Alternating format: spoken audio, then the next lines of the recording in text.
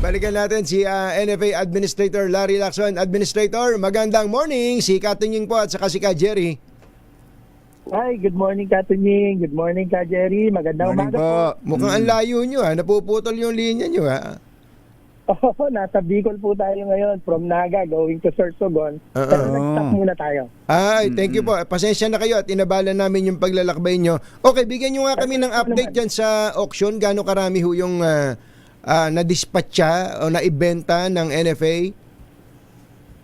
Ito po yung sa auction natin. Nakakatuwa naman po, no? At out of the 737,000 bags, initially ho, yung na-bid out, nasa 650,000 bags, no? Mga 88% po yan, no? Almost 90%. Apo. Pero alam niyo naman po, sa mga ganyan, meron din po mga post-qualification. Medyo yung nag-qualify, instead of 650,000 bags, umabot lang po ng 623,000 bags. So, ang proceeds po niyan, siguro nasa 900 million.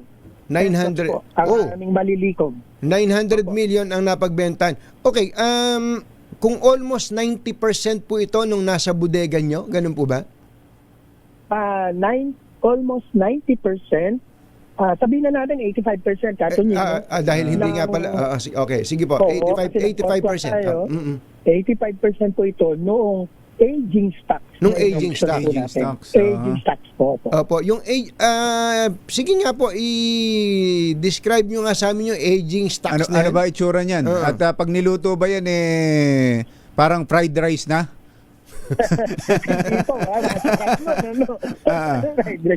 Okay, ito pong aging natin, ito po ay 3 buwan mahigit na, no? Iba-iba po ang itsura nito dahil mula po sa 3 buwan at 1 araw hanggang more than 18 months po yung ating pong mga pina-auction. Definitely po, yung mas bago-bago dyan ay mas maputi at mas walang amoy na laon. At yung mga 18 months at a little over that, medyo laon po ang amoy. Alam naman po natin yung amoy ng laon. At medyo discolored po yan ng kaunti. No? Kanya nga po ating dinidispose. Pero lahat ng punang ito ay good and fit for human consumption. Yes. Opo. Okay.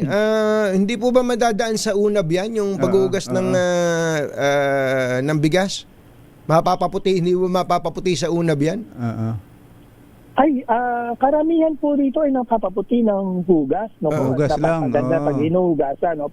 Wag lamang po yung talaga namang medyo luma na medyo marami na yung kala na tinatawag, yung medyo dilaw. Yun po, hindi mo makukuha sa hugas yun. Pero pag niluto nyo po yun, halos hindi na po mapapansin po yan. Karaniwan mga 2 hanggang 3 hugas yan. lang. Tapos kapag isasaing nyo na, sa unang hiwa sa daliri, sa hindalaki. Yan ho ba kailangan doon sa pangalawang guhit na sa daliri? Mas maraming tubig, admin? Mas laon, mas matakaw sa tubig. Yun na nga. Tama po yan. Pero maalsa naman. Oo, at saka masarap po sa fried rice. Sabi ko na, fried rice ang bagsak natin ito. Opo, Administrator, yung po bang ibinenta nyo na, sabi nyo nga 85% nung considered aging, pero yung pong 100% ng aging na yon, gaano kalaki po bang espasyo sa bodega nyo ang na-occupy?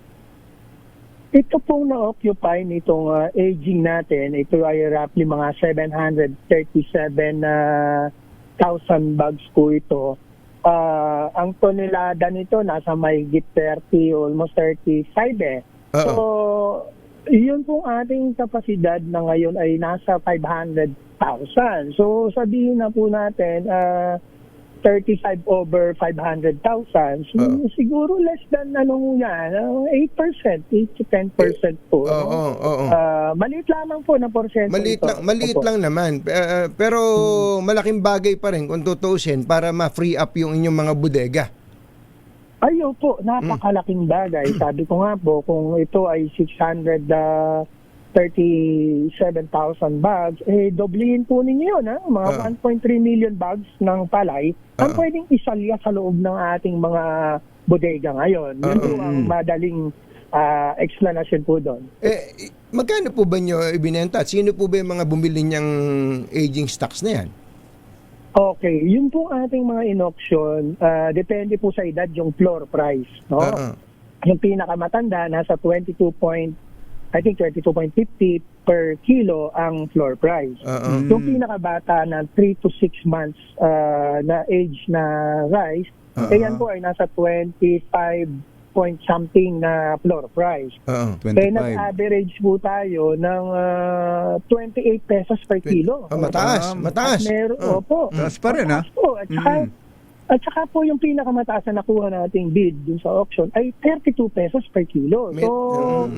So, ang dami po nagka-interest. At ito pong mga nanalo, ako inistan ko pa lamang, marami ho dito hindi ko kilala. Parang ngayon ko lang na-encounter ang pangalan. Meron naman dito mga ilan, isa o dalawa na datihan ko may mga rice mill. May mga rice mill at nag-i-import din, no? So, pero karamihan po, siguro 80% or 90% first time ko po nakita ang pangalan. Opo. So, kung nag-average po tayo ng 28 pesos, kaya nga umabot ng mga 900 million ang napagbentahan ninyo. Kapag ka po niremil, no, nung malamang yan, may mga sariling kunuhan yan. Ang gagawin, mga rice traders. Rice trader, o kaya ihahalo sa ibang mga mas magagandang klase. Tapos ibebenta ng mas mahal. Mga benta, wala bang kulatilya doon sa inyong kontrata sa mga ito na hindi nyo to pwedeng ibenta ng lampas sa ganito. Halimbawa, yung ceiling, para naman hindi naman tayo kawawa. Kasi parang subsidized pa rin po yan. Sabihin natin 28 pesos, maganda po yung presyo na yan. But still, subsidized pa rin po ng gobyerno yan. At pag ibinenta naman nila, wala namang masamang magpatong. Kailangan may profit margin po sila dyan, may holding, etc. Meron ba kayong ceiling price kung magkano lang nila pwedeng isalya yan in the market? Ako, isang magandang tanong po yan, no? Noon po nakaraan, nung bago pa ho ang RTL, nakakapag-set po tayo ng ceiling price kung magkano nila ibenta. Pero sa ngayon po, wala na po tayong kakayahan at na mag-set niyan. And the mere fact po na sa competitive auction na po nila nakuha, talaga pong after po nila makuha yan sa ating mga bodega, wala na po tayong hold sa kanila, no? Ang kulatilya lamang po niyan ay at least yung mga sako, alam na ito is sold for auction, pero kung gusto man po nilang i-reprocess, kung gusto nilang ibenta diretso sa market, kung gusto nilang ipasa kung kanino, wala na po tayong hold doon, opo. Yun lang. Medyo hindi po natin ma-insure, no? Kasi through auction na nila nakuha. Siguro baka pwede lang medyo mabraso kayo ng konti doon kasi panalo pa rin sila diyan kahit saan tingnan. Kaya nga. Opo, panalo po sila rito at yung nakuha man nila, sabihin natin at 28, kahit benta po nila, ako ang fair para sa akin kasi marami pa pong dadaanan yan, baka mag-reprocess sila plus 10 pesos, 38, panalo pa rin po. Kaya nga ho Tsaka doon sa mga hindi naman nawawala yun, yung mga gustong magsamantala talaga, magagamit pa yan para palakasin yung manipulation yung price manipulation admin. Pwede po yun. Pero sa nakita ko kanina nabanggit ko, iba-ibang pangalan at medyo hindi ko baka po ang tingin ko iba-iba sila hindi sila magkakakilala talaga kasi namirsak na napakarami po talagang sumali sa auction. Biruin nyo po bid docs pa lang kumita na po ang NFA ng 3.6 million. Dokumento pa lang po na bumili ng dokumento. So parang napakarami po. Mahirap po yata nilang admin, hindi po ba pwedeng sumali sa auction ang local government units? Naku, Katunying, may special treatment po ang ating mga local government units at ang ating mga national government agencies and GOCCs. Bago po natin ito pina-auction, sinulatan po natin sila isa-isa. Sinabi namin, bago po namin ito i-auction, gusto nyo po bang kunin? 22 lang, 25 lang. May kumuha ho ba? Pa-auction. Meron pong kumuha siguro mga, kung di ako nagkakamali, mga 10 hanggang 16, mga ganun lang po, no, ang kumuha. Konti, ano. And the rest, kanya po merong natira na pina-auction natin kasi hindi po nila lahat nakuha. sa Kasi gusto nga natin sila makinabang. Sa totoo lang po, kung ang LGU ay gusto talaga nilang tumulong dito sa kanilang mga kababayan, dito lang sa bigas. At gustong makatipid. At gustong makatipid. Isipin mo, 22 pesos ang bigas. Sabi nyo naman ay fit for human consumption. At payuhan na lang kung paano isasaing itong bigas na ito. At yun ang kanilang i-distribute sa kanilang mga nasasakupan. Palagay ko wala na kayo mai-auction sa private traders eh. Ay, totoo po yun. Kasi sa dami po ng local government units natin, ay, naku, Kaya nga. isang iglap lamang po ito sana, no? Pero alam nyo po, no, ako naman, ipilit ko rin iniintindi kung bakit. Pero, siyempre siguro, kinakabahan din sila. Wala silang milling facilities yung iba. Paano nila i-repack. At yung una din, sa mga meeting lang, no? Minsan, siyempre, dahil sila yung mga elected officials, baka pag nagbigay ng medyo pangit, baka alam mo na, negative sa mga butante na bakit naman tayo binigyan ng mayor ng pangit. Bihira. Medyo mahirap din, no? Bihira. Tayo, katulong na kami sa pagpapaliwanag doon. Kesa naman, yung mga kababayan natin, pumipila sa 20 pesos na bigas, very limited naman yun. Ito, hindi na sila pipila. Ibibigay sa kanila ng city government, ng municipal government. Murang bibili ng. Pero ang NFA ho ba talagang hindi pa rin pwedeng makapagbenta ng direkta sa market, sa mga kababayan natin. Bawal pa rin ba? Hindi bawal pa rin po, pero inaasahan po natin as announced po ng ating pamahalaan, baka by June or July lumabas na po itong amendment natin sa RTL. Ay, sana naman. Pag dumating po yun, di at least ang ating mga kababayan na ang makikinabang sa lahat ng subsidy na binibigay ni NSA. Yun, Ito po sa ating mga kababayan talaga yan. Magkano ba ang bili nyo ng palay ngayon, admin? Kung total naman, medyo maluwag-luwag ng bodega ninyo at malapit na ang anihan, magkano po ang buying price? Sa ngayon, Katunying, Jerry, ang buying price po natin sa tuyo, 21 pesos. 21. At ang fresh ay 17 pesos ang fresh. Kaya lang, sa panahon po ngayon, baligtad po ngayon, mataas po ang trader. So, iniisnap po tayo ngayon muna. Hindi tayo pinupuntahan. Magkano ang bili ng trader? Magkano bili ng trader ngayon sa bukid? Aba, nag-a-average po ngayon ng fresh ay 22. No? 22, diba?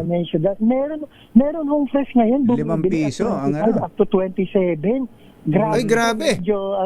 Sabi ko medyo ito, pero sabi ko pabor sa ating mga magsasaka. Pabor. Pagdating sa dulo sa consumer, medyo may malaki epekto. Medyo mabigat. Ang pangbalanse naman nga talaga doon ay yun ngang NFA. diba? Tama, Sige. Baka naman pwedeng maihabol pa sa list of priority bills ng administrasyon. Meron LEDAC diba? Yung ano ba yun? Abolition o repeal na ng rice tarification o major amendments lamang? Opo, nakasama na yun sa atin ni Jerry sa priority bill nasa LEDAC.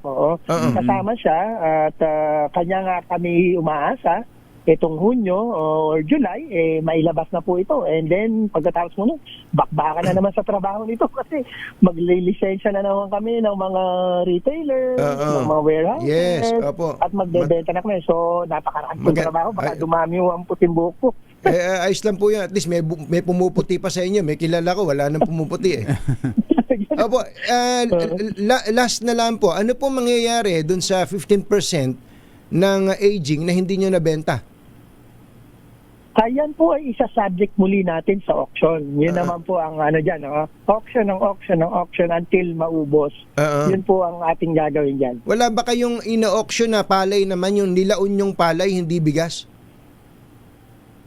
Iniisip din po namin yan. In fact, bago kami magpa-auction, iniisip namin yan kung magsasama kami. Pero mukhang hindi ganun ka-attractive. At ang mga market mo lang dyan ay millers. Ang mga millers po, may sarili din silang stock. At ayaw po nilang bumili ng laon na palay. Naiintindihan naman na po yan. Opo. So, okay. Pero patuloy po nating titignan yan. Sir, last na lang uli Dun sa mga nakikinig sa ating magsasaka, na lagi at lagi nagrereklamong mababa ang presyo ng palay nila, kausapin nyo nga po sila sa presyo ngayon, buying price ngayon ng palay, kasi alam nyo, pagka inoperate ang gobyerno ng 8 pesos lang ang palay ngayon ng ating mga magsasaka, ayaw nang pagtanim ng ating mga magsasaka. May 8 pesos pa po ba, admin? Go ahead po, kausapin nyo pa ating mga magsasaka. Oo, Katunjing, sa ating mga kababayan, no, sa ating, lalo na sa ating mga magsasaka, kababayan, napakaganda po ng presyo ngayon. Parang king of the past na po, nakalipas na yung 8 hanggang 10 pisong presyo ng palay. Lahat po, alam natin, ay nakikinabang ngayon sa ganda ng presyo. At nakita ko dito sa Bicol, sa aming pag-iikot, kahit sa ganitong panahon, marami pa po ang nagtatanim sa ganda po ng presyo ng palay.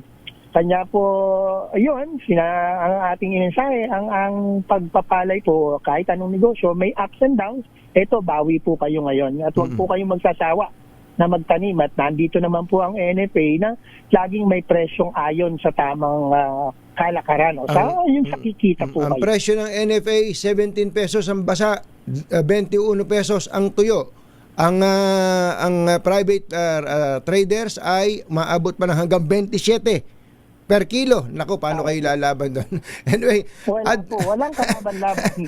ayos lang. Sa bandang dulo, kayo pa rin ang magkikita sa finals ng mga magsasaka. Opo, Administrator Larry Lacson, salamat po. Magandang umaga po.